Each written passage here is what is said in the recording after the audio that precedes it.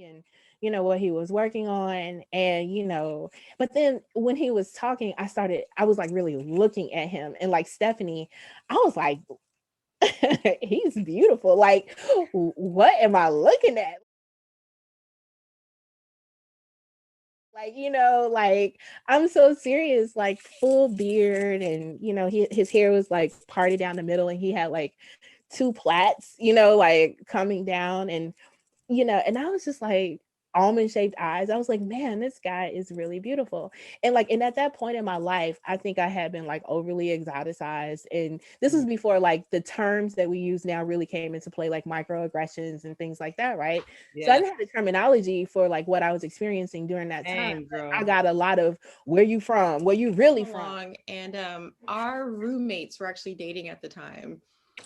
And so yeah, that's how we met. So yeah, it was meet cute. But and this roommate of his who I didn't know, he'd known him since fourth grade. So when that roommate got married a few years ago, he told everybody at his wedding. They're like, "Oh, who are you?" And he was like, I'm the reason they got married." Ah. He married somebody else who we love, but Go ahead. he will. No, I was just gonna say, like, yeah, so I wasn't necessarily looking for love or anything like that when I met her. Actually, someone set us up. Actually, a really good friend of ours, sent like had a birthday party, invited us both, been telling each other about the other person for over a year. And neither one of us were in a headspace to date, or we were in relationships or something. Mm-hmm. And I'm not gonna lie, I walked into that room and I looked at her. I'm like, oh, okay, that's what I'm gonna end up with. Like, I didn't know it was her. I didn't know, like, we just had a connection outside of all the other stuff. I'm just like, all right, I can see myself with this person. I don't even know her yet, but I know that's what I'm gonna be What with. happens is it was funny because those four guys, one of them is my former roommate. He lives down the road now. He's married as well. Another two guys, they just come in recently to the United States to work again, and we were just hanging out in downtown, and they just wanted to see what American life is all about. For us, obviously, when you come from India, you have lived there all your life. There's a huge cultural difference when we come out here. And what we see on, say, television or the internet is just, a small window into what life really here is like. Absolutely. And, right. So when we walked into the bar, we were still, it's ironic that they were chatting with me, asking me, how do you pick up girls? And I was actually giving them this long winded spiel about, hey, we don't have any game out here. I've tried, and it's kind of difficult. Why don't you think of doing your higher education? Because, that's what we are good. We are very good at. Indians have brains, and we can, we're not sports stars. We didn't come here like on some sport exchange program. We didn't come here because, we are pop stars or rock stars or anything. So we don't have. Happen. Yeah. Be pop or something. Well, apparently I had some swagger, so she's in me. And, I always say 4 Indians walked into a bar, that's how it started. Here we ordered our food. I had a second drink there for about 25, 30 minutes. And I look over to my right towards the door, and I see these 4 Indians walk in. And the last one is Naveen, and his voice said, "You need to talk to him." And I'm like, I stopped, and my 2 girlfriends were talking and, laughing about something funny. And they noticed I wasn't engaged in a conversation anymore. And they said, "What's wrong with you? You're not, are you okay? You're not laughing." I said, "No, I'm okay. I think I just heard this voice, and it said, I need to talk to that guy." Interesting. Yeah. And they turned and they looked, and one of my girlfriends, she was married, but the one whose birthday we were celebrating, she's single. And she said, "Well, he's cute." And both of them, agreed and stuff. And she said, "Well, if you don't say anything, I will." I said, I just laughed and said, "Oh, you girls are funny." So, we just turned back around, and we're just, they're carrying on. And his voice says it a second time. And I'm like, okay, I got to do something. If I don't listen to my conscience, I'm going to regret something. And this has happened before where I didn't listen and, I miss out on something, whatever. So I said, okay, I'm just going to go old school. And I took one of the bar napkins I took an ink pen out my purse and wrote my name and number down. And I'm just sitting there, and I didn't realize they were watching me, like mentally process all this stuff. No, not me. No, Oh, not your him. My two girlfriends were watching Oh, okay. process all this stuff. And so my girlfriend took my napkin, and before I could say anything, she's at their table right behind us to the right. And she's over there introducing herself and speaking to Naveen, saying, "I'm sorry, gentlemen, for interrupting your dinner. You know, my name's Kim. I just want to let you know that my girl over there, she thinks that you're cute. This is her number. You should call her. Well, it was nice meeting you all. I need to go to the ladies' room. Bye."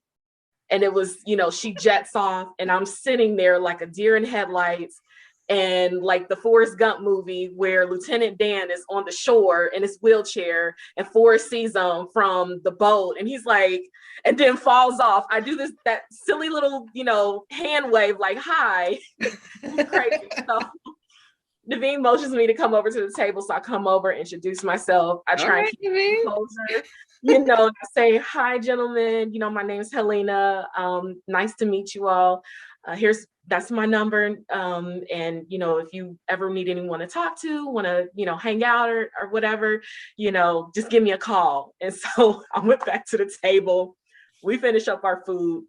Naveen and his friends leave out. We leave out maybe like 2-3 minutes after them. They're outside the restaurant / bar, trying to figure out where they're going to go. We continue walking and we leave. And my friend, whose birthday it was, she said, "Did you get his number?" And I said, "No." She said, "Do I have to teach you everything?" I said, "No, you don't have to. If it's meant, he'll call. I don't know if he's dating anyone, if he's engaged, if he's, afraid, whatever is, if it's meant, it will happen." Mm-hmm. So he ended up calling the next day at 12:46. Look at you. In the afternoon, right before he was going into the gym. And we talked for about 20 minutes and everything. And he told me, "Thank you for having courage," and that he would like to reward just a beautiful, courageous woman for, just basically coming to speak to him. He said, "I would like to take you out to dinner next weekend." And I said, "Yeah, sure." So we went to dinner the following weekend, went out on a date, and didn't realize it was Valentine's Day. So that was our first date. Said one of the house friends invited me to the party kind of things, right? Mm-hmm. Uh-huh. And then, right, so I went to the party, and then, I'm the one fall in love, right? Then,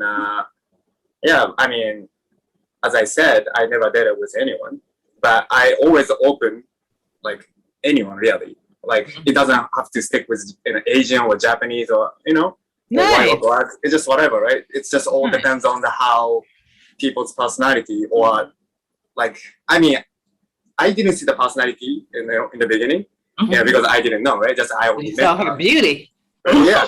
So I know, oh my gosh, she's so beautiful, right? Oh, yes, she is. And then she just became like 21. Yeah. Yeah, right.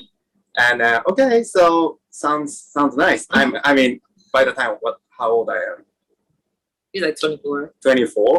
And only 3 years gap. Then like, okay, so not bad. Sounds nice. Then I went to the restaurant, and then next day just start dating. And then, so much drama has happened, but we still party, bring whoever you want, it doesn't matter. I'm just not thinking about no one. I was having a good time.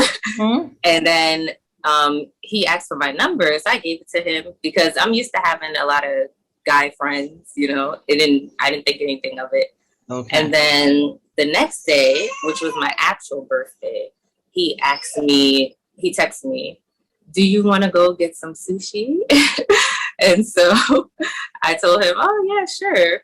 But I was going to invite my sister too. And then my sister was like, "I'm not going. That sounds like a date." And I was like, "What?" But I was like, okay, so I'll go myself. So we went. It was a nice restaurant. And then I had school the next day. So I was like, "Oh, I got to leave." And then he was like, "Wait." And I was like, "Uh-huh." And he's like, "Do you want to be my girlfriend?" Like so fast. So I just told him, well, let's just go on more dates and see where this goes, get to know each other, and then take it from there. Be all flowery and beautiful with it. But tell me what attracted you to that person? How did you if you knew it, all of that good stuff, okay? So yeah, Lena, how did you meet your partner? Yeah. So I met Ben, my husband.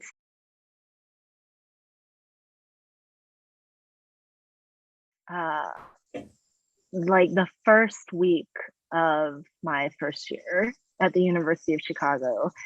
He was part of this like welcoming committee, and he had like gone and prepared care packages with like a little bag of ramen and like a Coke, you know. He like brought it to my door.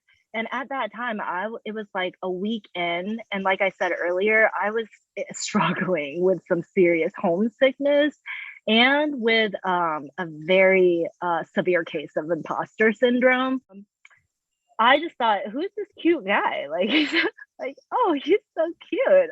Like that's all I thought was like, he's an attractive guy, and he seems smart. Well, he's got to be smart if he's here. He's definitely smarter than me. He made it all 4 years because he was a senior at the time. Yeah, I was waiting on him. She had this in her head. I don't want people to think I was running behind a man. So Yeah. if And so, you know, at that time, it was very old fashioned. Right. so we used to play a trick on each other. Then we get up on the bus. But I had a friend from Alabama. They worked together. So they used to ride together on the bus. Okay. The first time, I say we got to ride the bus to New Jersey. So she would naturally, with her friend, she will sit with her friend, but that didn't last too long. Oh. So it was on a Monday. It's Monday because I was working in Jersey on a Monday. I saw her on the bus, look at me, and I look at her. Like, then I wasn't looking at her. So I went behind. I sat behind her. So her friend was sitting there, and then we started talking. And then before the week over, the friend was sitting in front, and I was sitting with Elsie. Oh. So Get the friend to the curb. Yeah. So that's how we started talking, and next thing you know was August the 12th, 1972.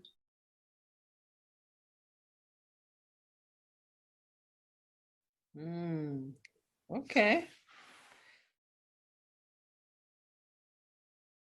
Whoever said I love you first. I did. I think she was waiting to hear that. We were sitting right on the step.